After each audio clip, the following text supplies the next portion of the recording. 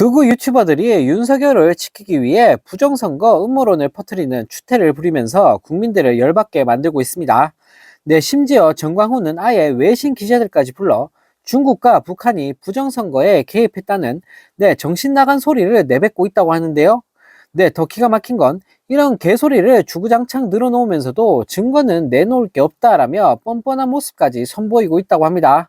네, 지난 주말 윤석열 체포영장 집행을 막자며 집회를 열었던 정광훈이 6일에는 한국의 부정선거를 알리겠다라며 외신 기자들을 상대로 기자회견을 열었다고 하는데요.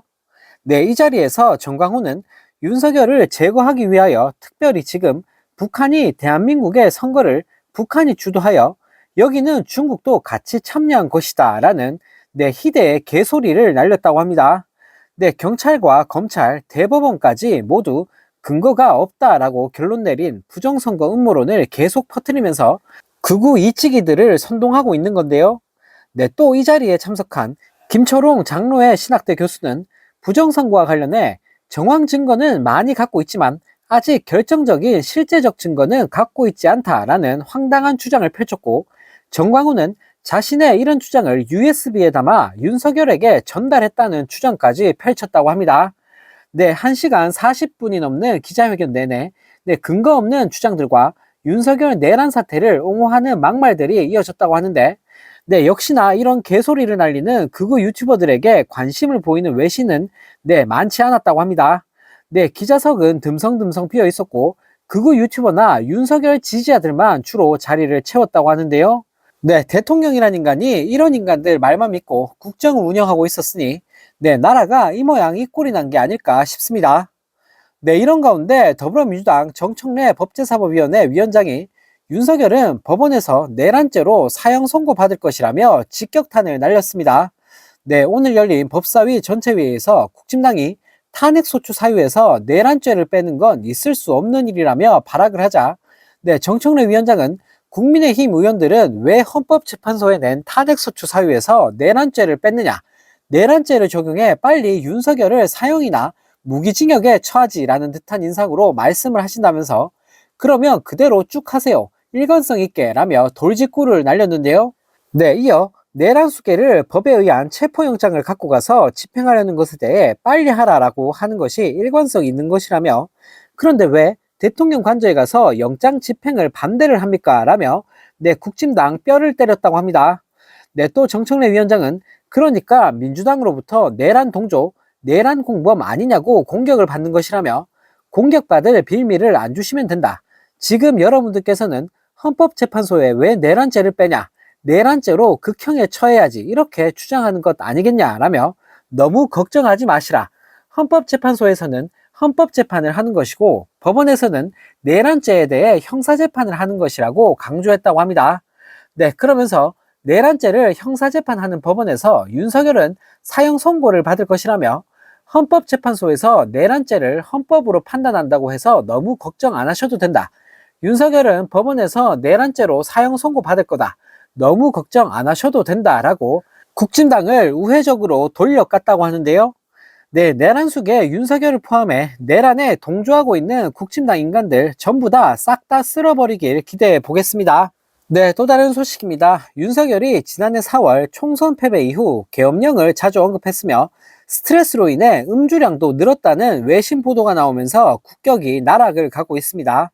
7일 일본 아사히 신문은 윤석열 정부에 참여했던 전직 장관의 말을 인용하며, 윤석열이 여당이 대패한 지난해 4월 총선 전후부터 회식 자리에서 계엄령이라는 말을 자주 사용하게 됐고 스트레스와 음주량도 늘어났다고 한다라고 보도했는데요. 그러면서 신문은 윤석열과 여러 차례 식사한 적이 있는 전직 관료들에 따르면 윤석열이 술자리에서 화를 내는 빈도도 늘었다며, 서울 경복궁 인근 삼천동 안가로 불리는 대통령 전용시설 등에서 열린 술자리에서 윤석열은 작은 잔에 소주를 담고 맥주를 부은 잔에 털어넣는 소맥을 마시는 것을 선호했다고 한다라고 보도했는데요. 또 전직 관료가 보통은 소주도 맥주도 잔에 반 정도 따르는데 대통령은 가득 따른다며 보통 20잔 정도를 먹었다고 전했다고 밝혔습니다.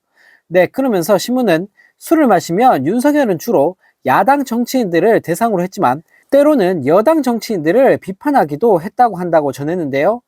네, 또 신문은 윤석열의 외교 핵심 관계자에 따르면 술자리는 종종 새벽까지 진행됐다며 대통령 전용 시설을 경비하는 담당자들로부터 장시간 근무에 대한 푸념도 있었다고 한다고 덧붙였다고 합니다.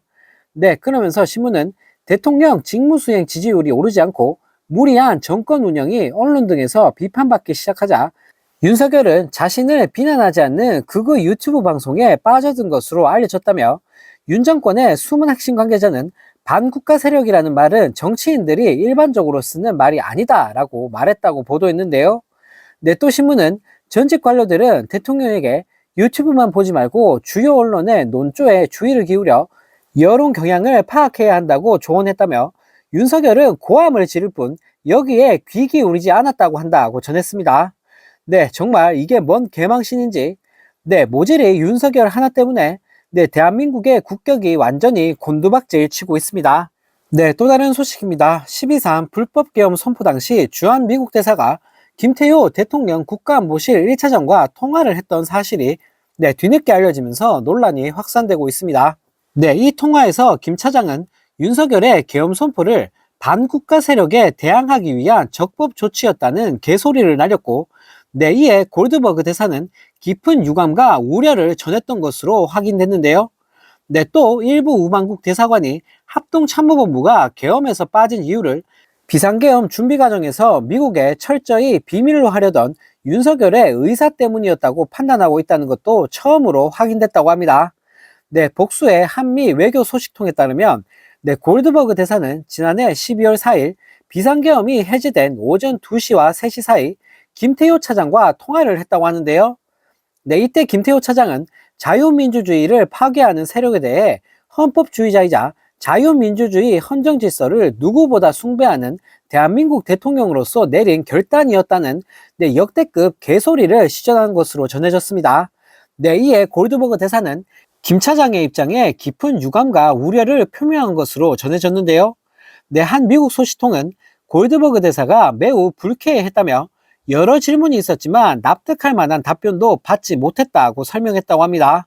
네, 또 골드버그 대사는 비상계엄 선포 및 해제 과정에서 여야 의원들과도 대화를 나눴는데 네, 야당에서는 우원식 국회의장과 위성락 더불어민주당 의원 등이 소통을 했다고 하는데요. 네, 뿐만 아니라 일부 우방국의 주한공관은 본국의 비상계엄 준비 과정에서 합동참모본부가 배제된 배경에는 미국에 철저히 비밀로 하려고 했던 것으로 보인다는 분석 자료를 보고한 것으로 알려졌습니다. 네, 김용현이 미국에 정보가 유출되는 것을 우려해 김명수 합참의장 등을 계엄 논의에서 전면 배제했다는 이야기인데요. 네, 맨날 입으로는 한미동맹 들먹이면서 안보는 보수라고 사기치던 인간들이 네, 미국과의 관계를 완전히 파탄내고 있는 상황인데요.